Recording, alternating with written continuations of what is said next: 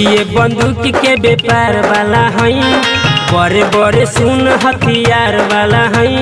छतिया के कदम छली छली हम लइका बिहार वाला हई। छतिया के कदम छली छली हम लइका बिहार वाला हई। ऑर्डिनरी नहीं सरकार वाला हई, ऑर्डिनरी नहीं सरकार वाला हई।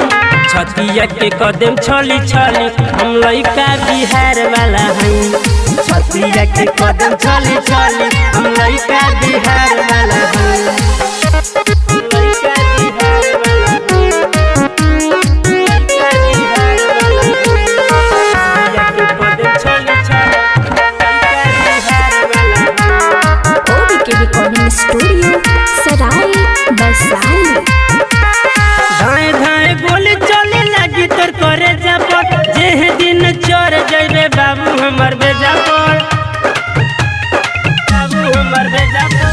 धाए धाए गोली चले लगी तोर करे जापर, जेह दिन चोर जइबे बाबू हमर बेजा पर। शेरवा के करे जे शिकार वाला हई, शेरवा के करे जे शिकार वाला हई। छतिया के कदम छली छली हम लइका बिहार वाला हई। छतिया के कदम छली छली हम लइका बिहार वाला हई। लइका बिहार वाला हई।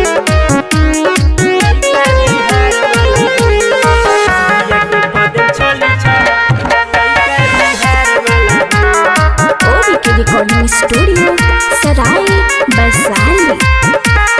बाटे ये बिहार नहीं बड़ी परेशानी रे, एक गोलिया में खत्म हो जाई कहानी रे। हो जाई कहानी रे। बाटे ये बिहार नहीं बड़ी परेशानी रे, एक गोलिया में खत्म हो जाई कहानी रे।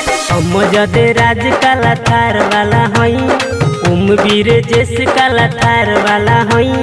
छतिया के कदम छली छली हम लइका बिहार वाला हई। छतिया के कदम छली छली हम लइका बिहार वाला हई। ओबीके रिकॉर्डिंग स्टूडियो सराय बरसाली।